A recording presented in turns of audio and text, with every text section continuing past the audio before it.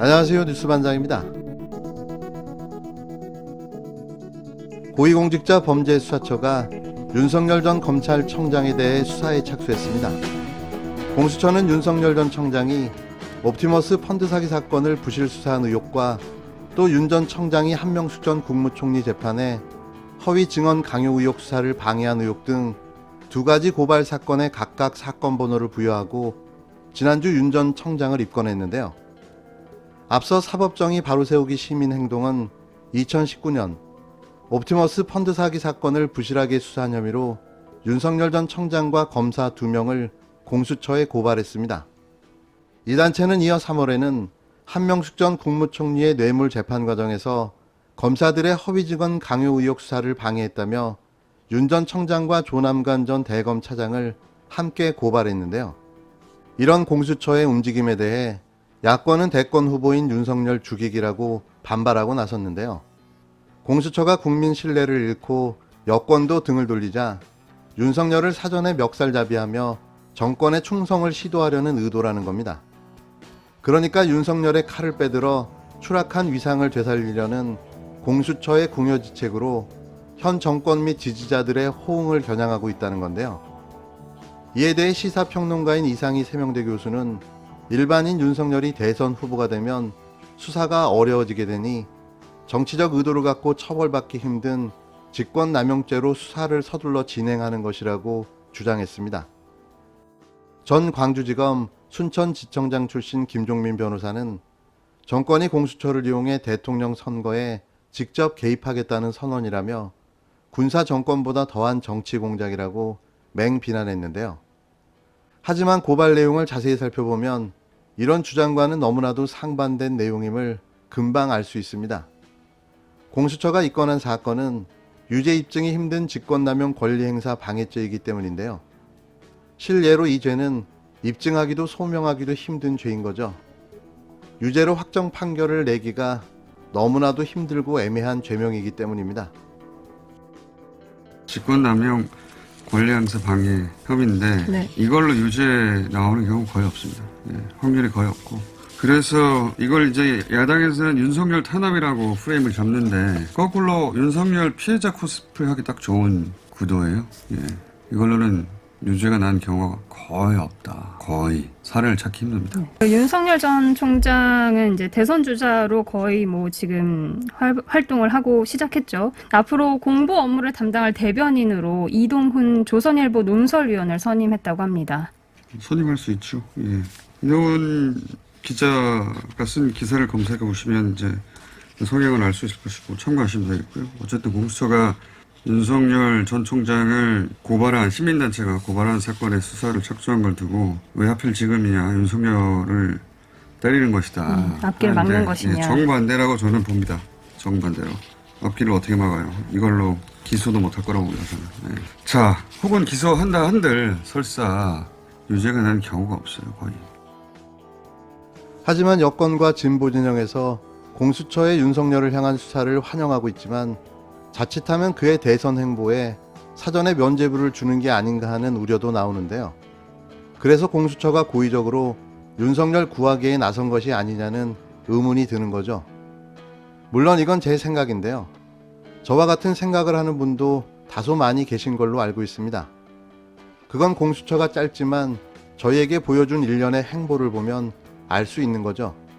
공수처는 1호 수사를 조희연 교육감 사건으로 정했는데요. 이는 감사원의 억지조사 주장을 그대로 받아들인 거죠. 이게 어떻게 고위공직자 수사거리가 되는 걸까요?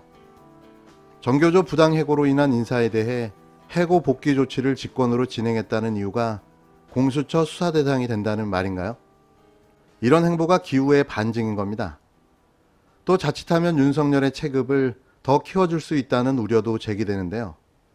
자칭 유력 대권주자를 겨냥한 표적 수사가 정치 탄압이라는 프레임으로 그의 존재 가치만 더 띄워줄 수 있다는 우려인 거죠. 이런저런 사유로 현재 공수처의 수사가 저는 그닥 마음에 들지 않습니다. 득보다 실이 더 많아 보이기 때문인데요. 왜 이 시점에 이 수사를 시작한 걸까요? 다른 건 다 뭉개고 무르세로 일관하면서 말이죠. 전 참 궁금합니다. 이게 일반적인 건지 아니면 특별한 목적이 있는지 말이죠. 그분이 뭐 어느 당에 들어가든지 예. 그런 건 별 관심이 없고요. 단순히 이제 그런 민주주의 위기를 경각심을 가지고 또 검찰의 정치 중립을 지켜야 된다. 왜 지켜야 되느냐? 그건 바로 민주주의, 건강한 민주주의를 지키기 위해서다. 이런 말씀을 드리고 싶고요. 예. 저는 성공하지 못한다고 봅니다. 추미애 전 법무부 장관은 윤석열 전 검찰청장의 정치 행보와 관련해서 저는 성공하지 못한다고 본다고 밝혔습니다. 추 전 장관은 10일 오후 YTN과의 인터뷰에서 그분이 어느 당에 들어가든지 그건 별 관심이 없다며 이같이 말했는데요.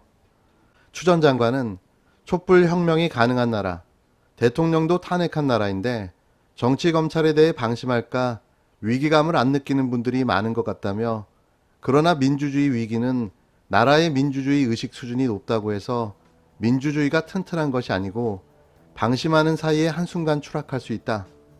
그런 차원에서 염려하는 것이라고 강조했습니다. 검찰총장직을 수행하면서 정치의 뜻이 있어서 이미 준비를 하고 있었다고 생각을 하시는지.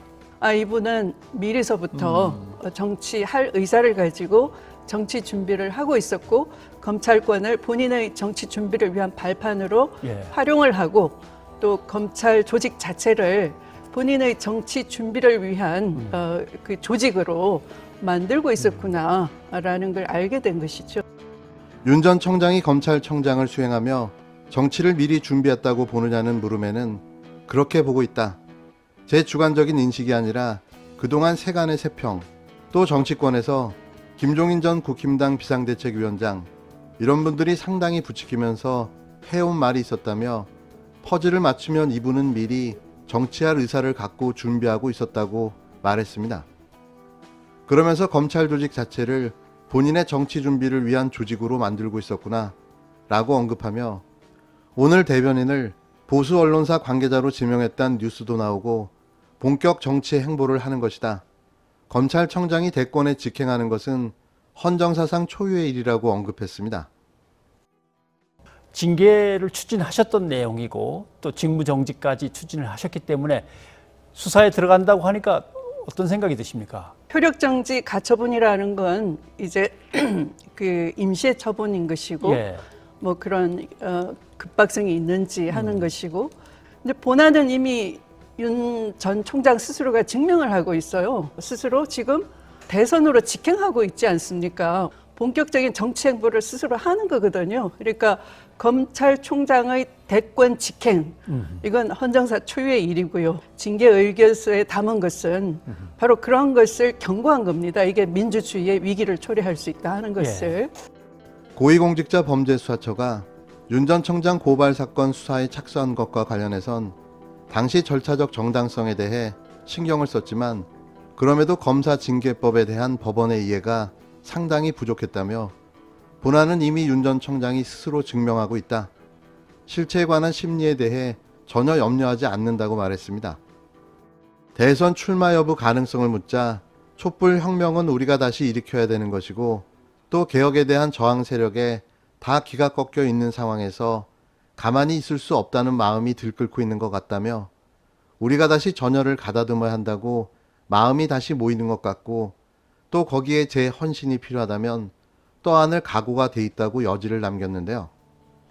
대선 경선 연기론에 대해선 지금의 당원 당규는 이해찬 전 대표가 전당대회 총회를 모아 확립해 놓은 것이라며, 어떤 형편, 형세에 따라 뒤집어 바꾸는 것은 바람직하지 않다고 일축했습니다. 사실상 대선 출마를 선언한 건데요. 더 많은 진보 진영의 유능한 후보들이 출마를 선언해 줬으면 합니다. 저희가 더 경쟁력이 있고 더 좋은 후보들이 많다는 사실을 전 국민들이 알아야 할 텐데요. 저희에겐 이재명, 이낙연, 정세균, 김두관, 최문순, 추미애, 유시민, 임종석, 조국 등 무수히 많은 좋은 후보들이 있습니다. 이제보다 강력한 집권 의지로 모두가 적극적으로 나서주시길 바랍니다.